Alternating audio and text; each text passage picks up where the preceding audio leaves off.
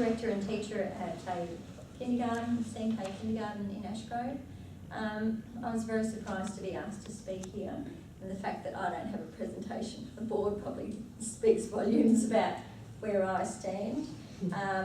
Technology's never been of great interest to me, and I think I got involved with Susan's research by filling in a survey, and I'm sure I can remember clicking on the keys, no, and we just moved into a new building in a new setting, base of a hill, lots of trees, beautiful setting, and I was developing at the time great interest in nature kindergartens, and I couldn't see how technology would possibly fit that picture at all. And when I was asked to have some researchers in my room, I thought, yeah, sure, come on down. We'll be outside in the dirt, and there won't be a screen in sight. But what being involved has done for me is it's made me really examine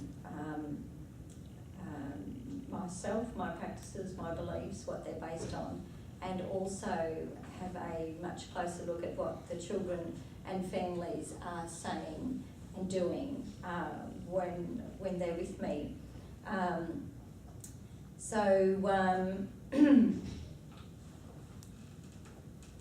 Excuse me. It's also, technology is also a component of our curriculum, so I know. So as much as I tried to avoid it, I knew that I had to have some evidence of having some technology. So we had some cameras and a laptop, so I sort of thought I had a few things covered. We ended up with an iPad.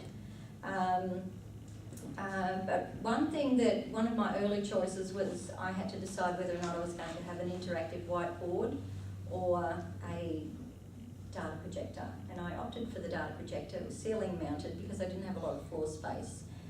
What it has done, it's a really large screen, and so we use that in a number of ways. We show photos, daily photos when families come in the morning. Because it's so big, it's very easy to share. We do things like, sometimes I end up with a book, a great book, but it's very small, you can only really share it with one person. But to scan it and to display it as a slideshow on a large screen makes it very accessible for everybody. We've done things in the past like leaf through paper catalogues, looking for resources to buy, and then connecting the computer to the screen. The children have been able to order resources online. But I am very reluctant when it comes to technology. When I think about that a lot more, it's more to do with my own fear and failings. I'm quite isolated in my setting. I grab hold of parents who come in who have technology backgrounds, but it's about finding people who can answer the questions in the context that I need. So I have to become very specific about forming the questions that I want answered.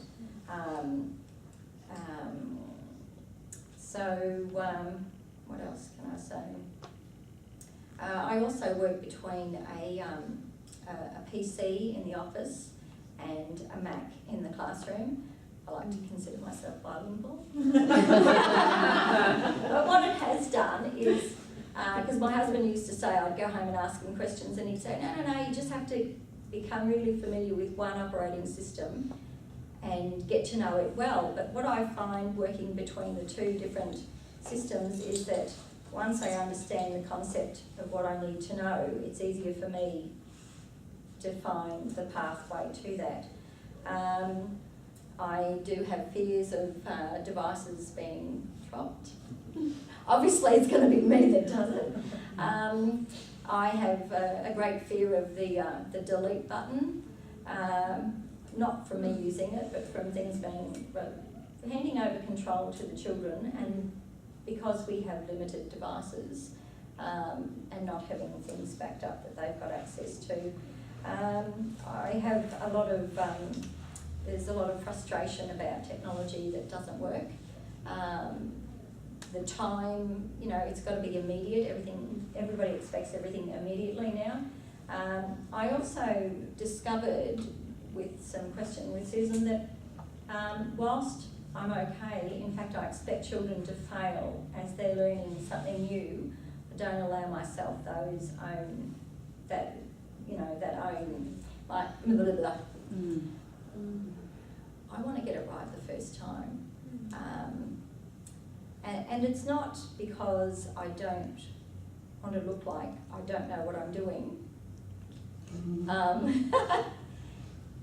It's the time, you know, I haven't got time to sit there waiting and waiting. Security's a big thing for me. If we are, we do something spontaneously, and I haven't had a chance to go in and have a look at, you know, certain, if I'm going on YouTube or Google or something, ads pop up unexpectedly, and even though I haven't searched for, you know, bikini-clad women, they do tend to find their way onto my screen. I'm glad the kids can't read most of the, you know, some of the advertising that comes up as well. So that is a concern for me. I have discovered by having to examine my practices that I'm actually using technology more. I look for shortcuts when I'm documenting and programming. I find, you know, YouTube and Google to be, you know, absolute lifesavers most of the time. I've used, I started using documentation, images a lot more when we had a number of families from non-English speaking backgrounds. Rather than spending my time typing information that people couldn't read, it was much easier to get that information across in images.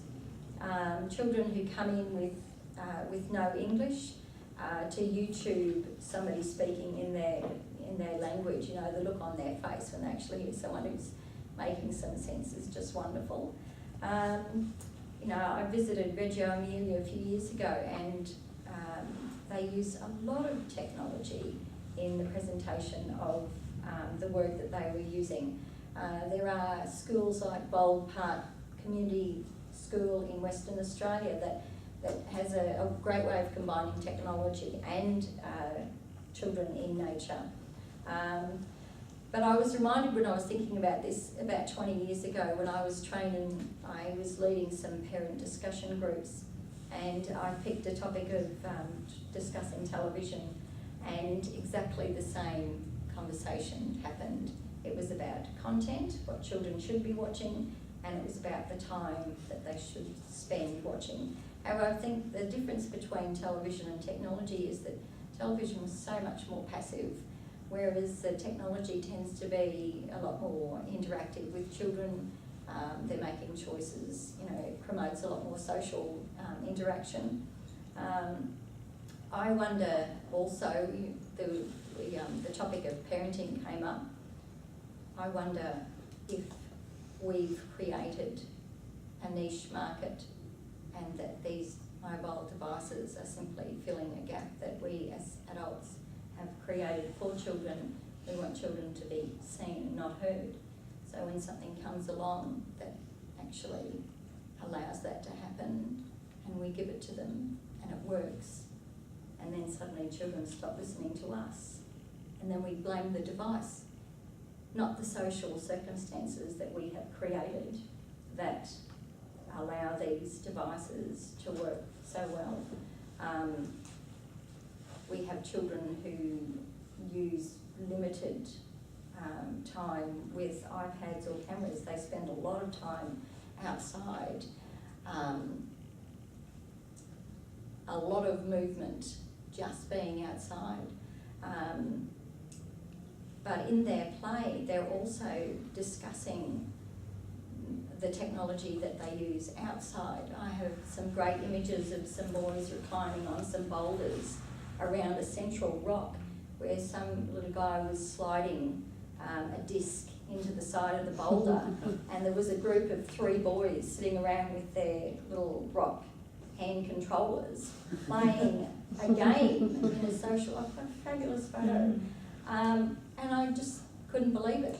And if it wasn't for being involved in this technology research, I probably wouldn't have seen it. So I guess for me the biggest thing about children using technology is more about addressing my own, not sure what the right word is, inexperience.